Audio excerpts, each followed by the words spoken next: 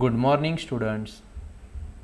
Admission of a partner या टॉपिकमध्ये आज आपण आणखीन एक बोर्डाचा प्रॉब्लेम सोडवणार आहोत.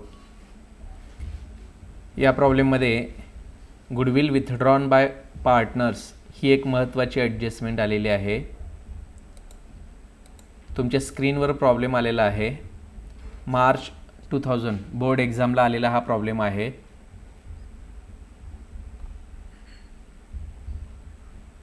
Sagar and Pankaj are partners in a firm sharing profits and losses in the ratio of 3:2. हा 3:2 त्यांचा ओल्ड रेशो आहे. Their balance sheet as on 31 December 1995 was as under. Balance sheet दिलेली आहे. ही बॅलन्स शीट आपण आपल्या balance शीटमध्ये post करणार आहोत. Sundry creditors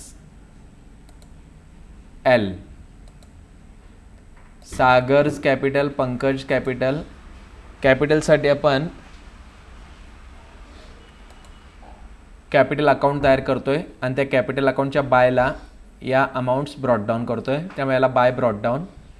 general reserve, profit and loss account, reserve fund, हे जे या ज्या अमाऊंट आहेत हे राखीव निधी किंवा शिल्लक नफा असतो. हा ए आणि बीला त्यांच्या ओल्ड रेशोमध्ये डिस्ट्रीब्यूट करायचा. तो येतो कॅपिटलच्या क्रेडिटला, त्यामुळे मला लिहितो आहे capital credit. Cash at bank, या बँक किंवा कॅशसाठी आपण एक सेपरेट अकाउंट तयार करतो आहे आणि त्या अकाउंटच्या डेबिटला म्हणजे 2ला ही अमाऊंट ब्रॉट डाऊन करतो आहे. आता सन्ड्री डेटर्सपासून बाकीचे सर्व हे असेट्स आहेत, हे असेटला येतील. जर याला टिकमार्क केली आपण तर ते इनरला येतील आणि याला जर टिकमार्क नाही केली तर ते आपण आउटरला मांडणार आहोत. Next, first adjustment. On 1 January 1996 they admit Atul in partnership.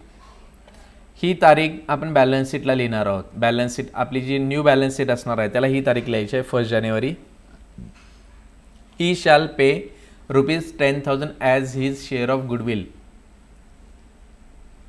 And 50% amount of goodwill shall be withdrawn by old partners. त्यांना 10,000 रुपये गुडविल द्यायचं आहे आणि 10,000 रुपये गुडविलची रक्कम 10,000 पैकी 50% गुडविलची रक्कम विथड्रॉन करायची आहे ओल्ड पार्टनर्सने. आता गुडविलची एंट्री आपण पाहूया. गुडविलच्या 3 मेथड्स आहेत. पहिली ब्रिंग इन कॅश, दुसरी गुडविल रेज्ड ओपनड आणि तिसरी goodwill raised and return off. यामधली कोणती मेथड आहे याच्यामध्ये आलं आहे पहा प्रॉब्लेममध्ये. 50% amount goodwill withdrawn by old partners. Goodwill withdrawn by old partners इथं आहे पहा, विथड्रॉन बाय पार्टनर्स. याचा अर्थ ही मेथड नंबर 1 आहे. मेथड नंबर 1 असेल तर 2 एंट्रीज होतात. पहिली एंट्री कॅश टू गुडविल, दुसरी entry goodwill to A's capital, B's capital. आणि नेक्स्ट विथड्रॉनची एंट्री येते A's capital account debit, B's capital account debit to cash account. ठीक आहे. त्यामुळे इथं या प्रॉब्लेममध्ये गुडविलच्या या 3 एंट्रीज होणार आहेत. आणि जर रेशोचा प्रकार पहिला आला तर गुडविल हे ओल्ड रेशोमध्ये डिस्ट्रीब्यूट करायचं आहे आणि रेशोचा प्रकार दुसरा असल्यास सॅक्रिफाईस रेशोमध्ये डिस्ट्रीब्यूट करायचं आहे. पहिल्यांदा आपण या 2 एंट्रीज लिहूया गुडविलच्या.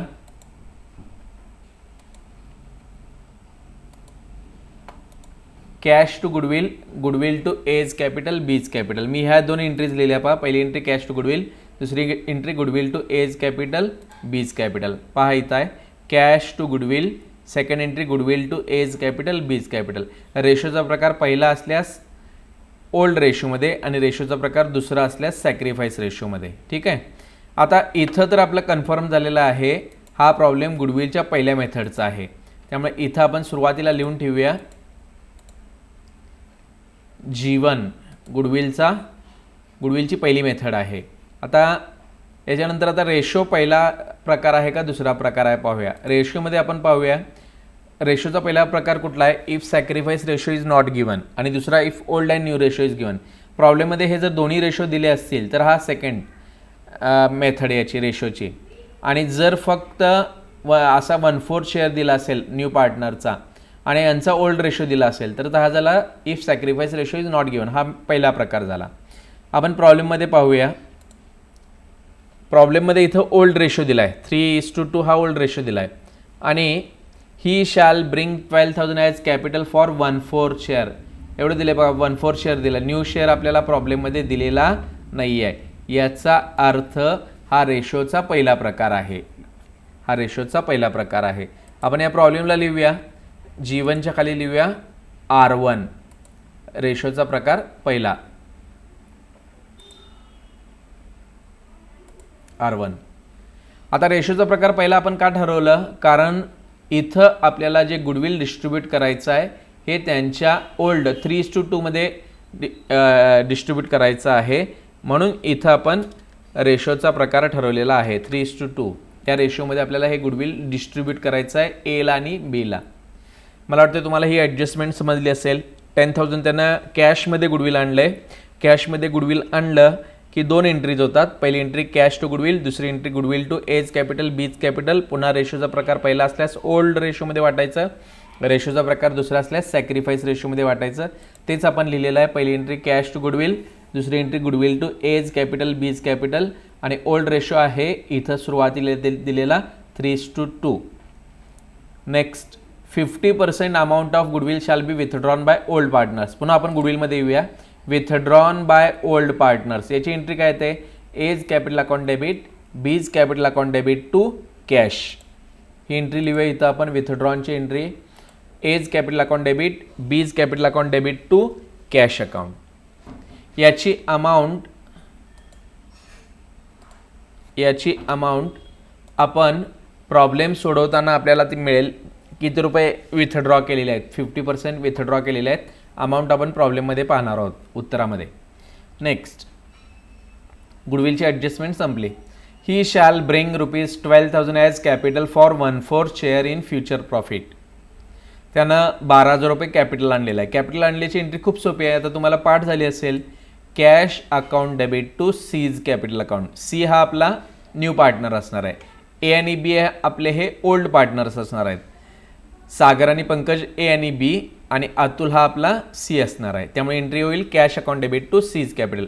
For the purpose of Atul's admission it was agreed that the assets be revalued as follows. Assets revalued केलेले आहेत. फर्स्ट ॲडजस्टमेंट त्याच्यामध्ये फर्स्ट आहे A, land and building to be valued ₹30,000. Land and बिल्डिंगची किंमत किती झाली, 30,000 रुपये झाली. आपण बॅलन्स शीटमध्ये लँड अँड बिल्डिंगची प्राईस पाहूया. लँड अँड बिल्डिंग आहे 25,000. 25,000चे किती झाले, 30,000. वाढले का कमी झाले, वाढले.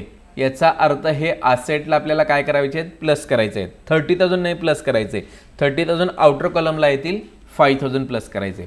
आता 25,000ची लँड 30,000 झाली, याचा अर्थ वाढली किंमत म्हणजे आपला फायदा झाला का तोटा झाला. साहजिकच आहे, ॲसेटची किंमत जेव्हा इन्क्रीज होते, वाढते, तेव्हा आपल्याला फायदा होतो. आणि आपल्या उत्तरामध्ये तुम्हाला माहिती आहे आपण क्रेडिटला फायदा नोंदवतोय, त्यामुळं याचा सेकंड इफेक्ट येईल क्रेडिटला, ए प्लस क्रेडिट, P&Lच्या क्रेडिटला येईल. Next plant and machinery to be valued ₹10,000. Plant मशिनरीची व्हॅल्यू 10,000 झाली. प्लांटची प्राईस पाहूया किती आहे, 12,000 आहे. आता 12,000चा प्लांट 10,000 झाला म्हणजे किंमत कमी झाली. याचा अर्थ आपल्याला हे वजा करावं लागणार आहे. त्यामुळे फर्स्ट इफेक्ट येईल असेटला minus.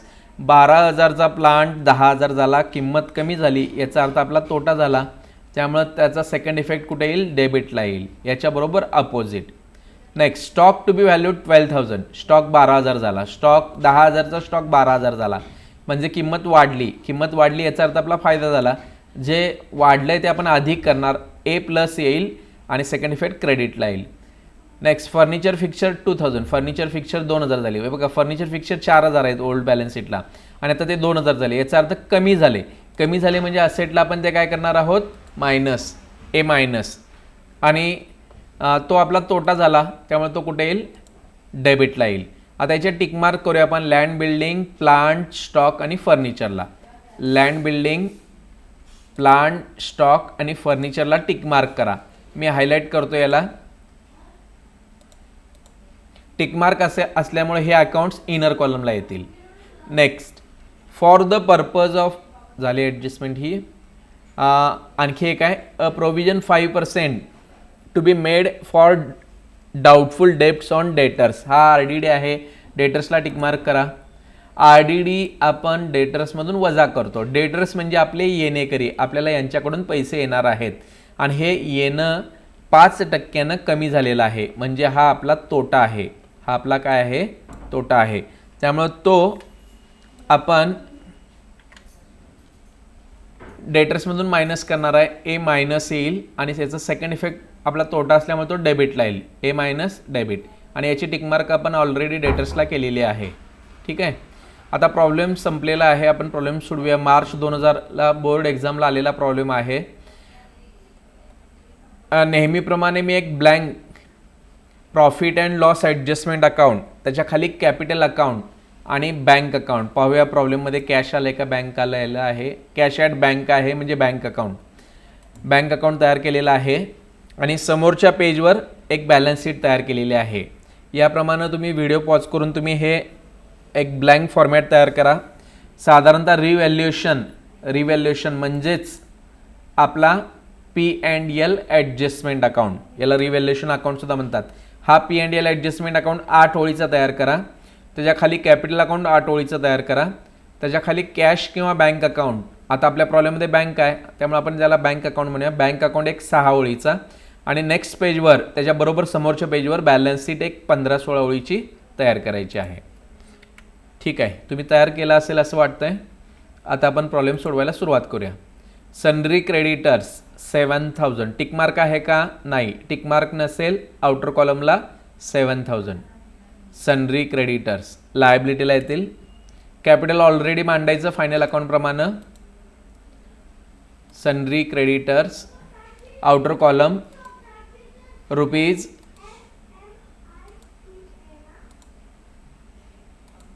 $7,000. सनरी creditors ₹7,000. Next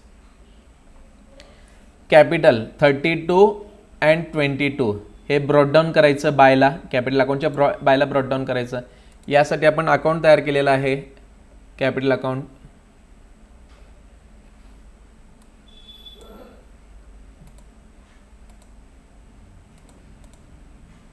bye balance ब्रॉडडाऊन 32,000 22,000 आणि लास्ट पार्टनरच्या कॉलममध्ये म्हणजे न्यू पार्टनरच्या कॉलममध्ये डॅश येईल. नेक्स्ट जनरल रिझर्व, कॅपिटलच्या क्रेडिटला 12,000. हे 12,000 यांच्या 3:2 रेशोमध्ये आपण डिस्ट्रीब्यूट करायचं एला आणि बीला. जनरल रिझर्व कॅपिटलच्या क्रेडिटला येईल बाय जनरल रिझर्व 7,200 आणि 4,800 याचं डिस्ट्रीब्युशन येईल आणि लास्ट कॉलममध्ये त्याचा डॅश येईल. Next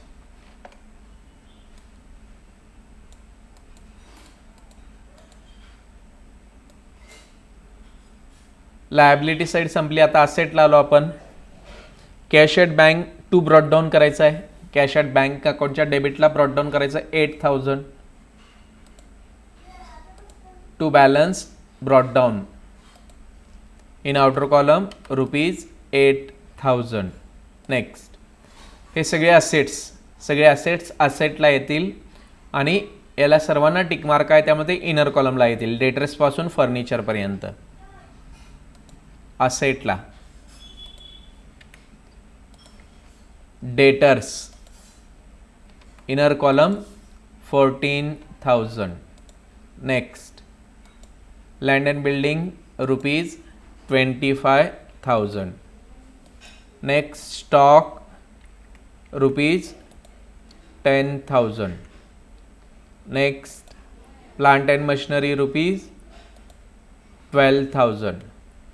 next furniture and fixture ₹4,000. झाले सर्व असेट्स मांडले आपण असेटला. ॲडजस्टमेंट नंबर 1 10,000 त्यानं गुडविल आणलेला आहे. गुडविलची पहिली मेथड आहे, मगाशी आपण चर्चा केल्या याच्यावर. 2 एंट्रीज करणार आहोत आपण. पहिली entry cash account debit to goodwill account. Cash account debit, कॅशच्या ऐवजी आता आपण म्हणायचं bank account. Bank account debit to goodwill account. Bank account debit to goodwill account rupees 10,000. हा झाला फर्स्ट इफेक्ट. याचा सेकंड इफेक्ट कुठं, गुडविल अकाउंटच्या बायला, एका अकाउंटच्या टूला सेकंड अकाउंटच्या बायला, किंवा एका अकाउंटच्या डेबिटला दुसऱ्या अकाउंटच्या क्रेडिटला. गुडविल अकाउंटच्या क्रेडिटला येईल बाय बँक अकाउंट, पण आपण गुडविल अकाउंट तयार केला नाही आहे, आपल्याला प्रॉब्लेममध्ये तयार करायला सांगितलेला नाही आहे, त्यामुळे सेकंड इफेक्ट आपण देणार नाही. नेक्स्ट दुसरी entry, goodwill account debit to A's capital B's capital. Goodwill account debit to A's capital B's capital 3:2 रेशोमध्ये त्यांना डिस्ट्रीब्यूट करायचं आहे. आता गुडविल अकाउंटच्या डेबिटला येईल to A's capital to B's capital, पण गुडविल अकाउंट आपण तयार केला नाही आहे, मात्र ए बी कॅपिटल अकाउंट तयार केलेला आहे. तर याचा सेकंड इफेक्ट कुठे येईल, एज आणि बीज कॅपिटल अकाउंटच्या क्रेडिटला येईल बाय गुडविल अकाउंट. ए आणि हा ए आहे, हा बी आहे आणि हा सी आहे, ए आणि बीच्या क्रेडिटला येईल बाय गुडविल अकाउंट. गुडविलची अमाऊंट आहे 10,000 आणि हे डिस्ट्रीब्यूट करायचे आहे 3:2 या रेशोमध्ये. त्याचं डिस्ट्रीब्युशन येतं, पहिल्या पार्टनरला येईल 6,000 आणि सेकंड पार्टनरला येईल 4,000. इथं गुडविल ओल्ड पार्टनर्सना ओल्ड रेशोमध्ये डिस्ट्रीब्यूट करायचं आहे, त्यामुळे न्यू पार्टनरच्या कॉलममध्ये डॅश येईल. नेक्स्ट गुडविलची एंट्री झाली. 50% amount shall be withdrawn by old partners. इथं अमाऊंट दिली नाही, मगाशी मी सांगितलं, आता अमाऊंट आपण पाहूया किती विथड्रॉ केलेली आहे. त्याची entry A's capital account debit B's capital account debit to cash account. प्रॉब्लेममध्ये येऊया आपण उत्तरामध्ये. A's capital account debit B's capital account debit च्या टूला लिहा टू कॅश अकाउंट. कॅशच्या ऐवजी आपण म्हणूया to bank account, to bank account. आता याची अमाऊंट 50%. एला गुडविल किती मिळालं आहे 6,000, याच्या 50% 6,000च्या 50% म्हणजे निम्मे 3,000, आणि बीला गुडविल मिळाले 4,000, याच्या 50% म्हणजे 2,000, आणि लास्ट कॉलममध्ये येईल डॅश. याचा सेकंड इफेक्ट येईल, कॅपिटलच्या डेबिटला टू बँक लिहिलं आहे, म्हणजे बँकच्या क्रेडिटला येईल by capital account Sagar Pankaj. Sagar rupees 3,000 and Pankaj rupees 2,000. Next, he shall bring 12,000 as capital. त्यानं 12,000 रुपये कॅपिटल आणलेलं आहे.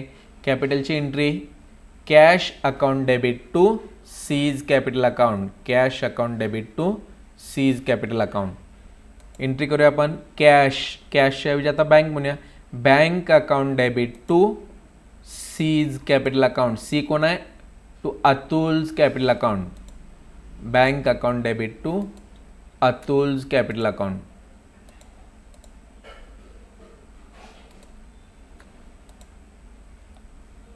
याचा सेकंड इफेक्ट, अमाऊंट आहे त्याची, त्यानं किती कॅपिटल आणलेलं आहे 12,000. इथं टू अतुल आलं आहे, म्हणजे अतुल कॅपिटलच्या कुठे येईल बायला येईल, by bank account. By bank account अतुलच्या कॉलममध्ये येईल 12,000, अतुलच्या कॉलममध्ये 12,000. Next, land and building 30,000 plant 10,000. Land and building 30 plant 10. Land and बिल्डिंगमध्ये येऊया आपण.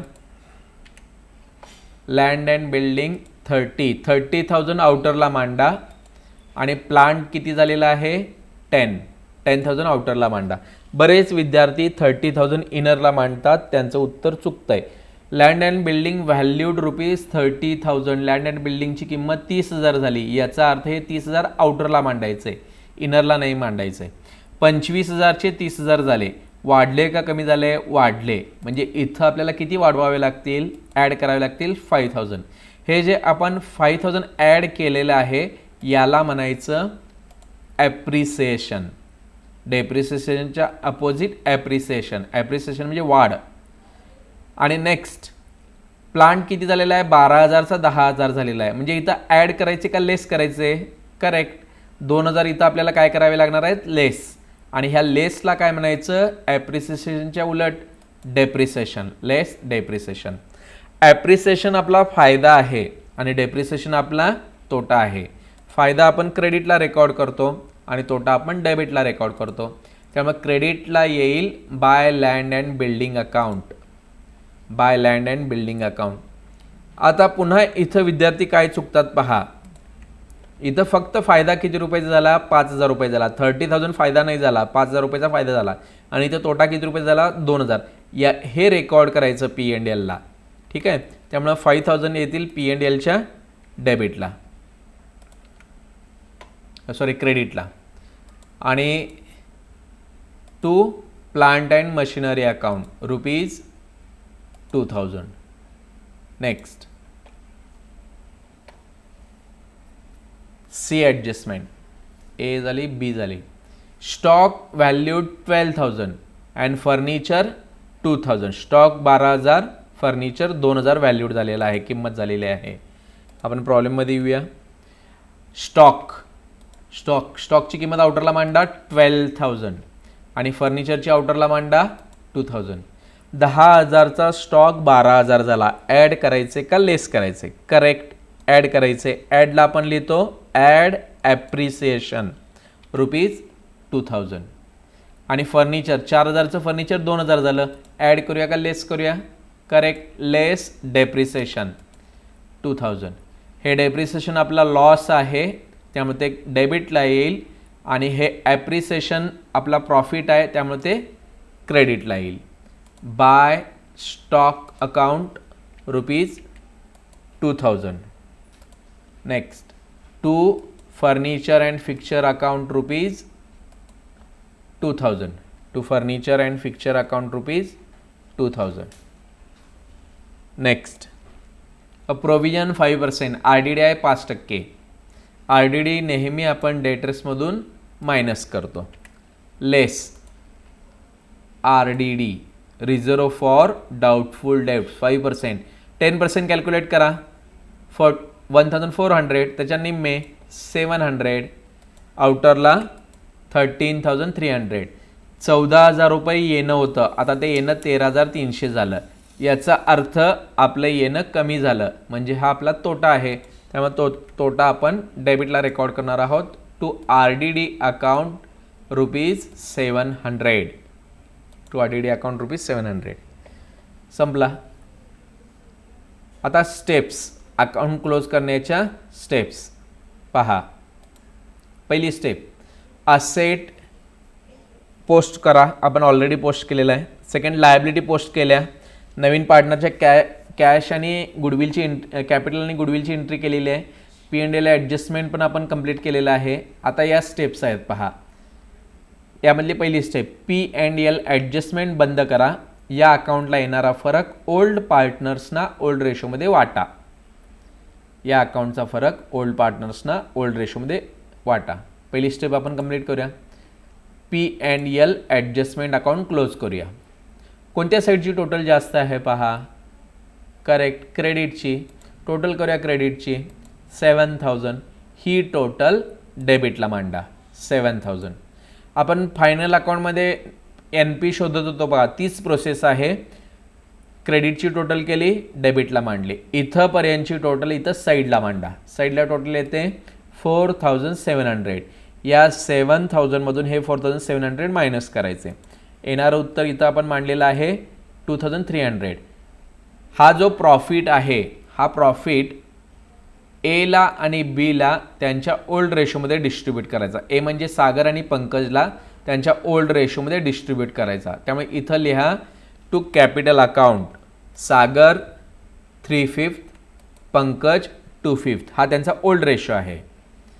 हे डिस्ट्रीब्यूट करायचं. हे कसं डिस्ट्रीब्यूट करायचं? 2,300 डिवायडेड बाय 5 इंटू 3 म्हणजे 2,300 भागिले 5 गुणिले 3. याचं उत्तर येतं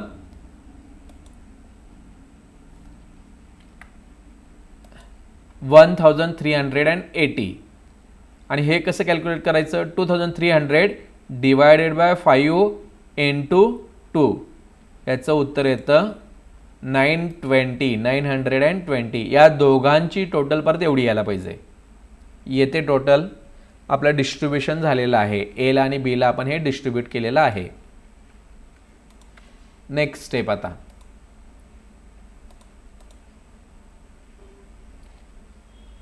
इथं टू कॅपिटल लिहिलेलं आहे. इथं काय लिहिलं आहे? To capital. म्हणजे इथं P&Lच्या डेबिटला मांडलेलं आहे. याचा अर्थ कॅपिटलच्या कुठे यायचं? क्रेडिटला.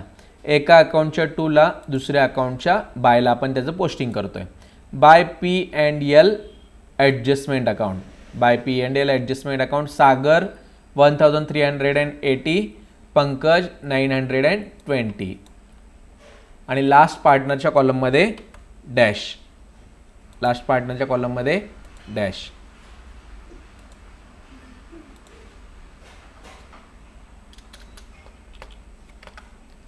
नेक्स्ट स्टेप्समध्ये पुन्हा येऊया.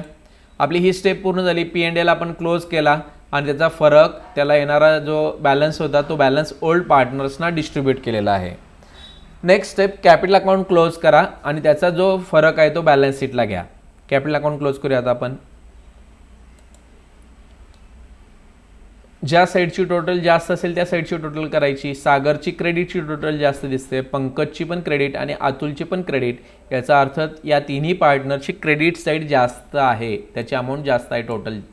आपण क्रेडिट साईड जी टोटल केलेली आहे 46,580, 31,720 आणि 12,000 ही टोटल डेबिटला मांडा. नेक्स्ट आता हा अकाउंट कॅपिटल क्लोज करणार आहोत आपण. या 46 मधून 3000 मायनस करायचे, 31,000 मधून 2000 मायनस करायचे आणि या 12,000 मधून हे वरची अमाऊंट, वर काय नाही म्हणजे 0 मायनस करायचे. आपलं उत्तर किती येते पहा. फर्स्ट पार्टनरचं 43,580, सेकंड पार्टनर 29,720 आणि लास्ट पार्टनर 12,000. इथं आपली सुरुवात आहे बाय बॅलन्स ब्रॉट डाऊन. हा एंड असेल to balance carried down. To balance carried down आपण कॅरीड डाऊन शोधलेला आहे.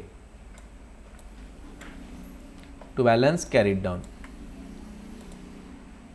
आपली स्टेप काय सांगते? कॅपिटल अकाउंट क्लोज करा. जो येणारा फरक आहे तो बॅलन्स शीटला घ्या. म्हणजे हा जो फरक आहे, आता हा फरक आपण कुठे घ्यायचा आहे? बॅलन्स शीटला. बॅलन्स शीटमध्ये येऊया आपण. ऑलरेडी आपण कॅपिटल मांडलेला आहे, त्याच्या इनर कॉलमला मांडा. 43,580, 29,720 आणि 12,000 याची टोटल आउटरला मांडलेली आहे. याची टोटल आउटरला मांडलेली आहे. नेक्स्ट पुढची स्टेप कॅपिटल अकाउंट क्लोज करा. कॅश अकाउंट क्लोज करा. येणारा फरक बॅलन्स शीटला घ्या. कॅशच्या ऐवजी आता आपण कोणता अकाउंट क्लोज करणार आहोत? Bank account. Bank account close करणार आहोत. बँक अकाउंटची कोणत्या साईडची टोटल जास्त आहे? डेबिटची. ज्या साईडची टोटल जास्त असेल त्या साईडची टोटल करायची. टोटल आली 30,000. इथं मांडले मी 30,000. या 30 मधून हे वरचे मायनस करायचे, -5,000. आन्सर आलं 25,000. इथं सुरुवात आहे पहा to balance brought down. End काय असेल? Correct by balance carried down. हा बँक कुठे येतो? बॅलन्स शीटच्या असेटला. असेटला येईल बँक. In outer column ₹25,000. पुन्हा आपल्या स्टेप्स काय सांगतात बघा. कॅश अकाउंट बंद करा. बॅलन्स शीट टॅली येईल. आपल्या सर्व स्टेप्स पूर्ण झालेल्या आहेत. आता लास्ट स्टेप आहे आपली. आपण बॅलन्स शीट चेक करणार आहोत.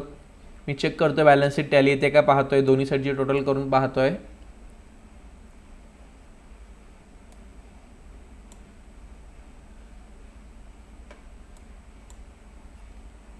करेक्ट. आता तुम्ही मला सांगायचं आहे बॅलन्स शीटची टोटल किती आलेले आहे. या व्हिडिओच्या कमेंट बॉक्समध्ये कमेंट करायचे आहे. या प्रॉब्लेमची बॅलन्स शीट किती रुपयाने टॅली आलेले आहे. पाहूया कुणाची कमेंट सर्वात प्रथम येते. थँक्यू.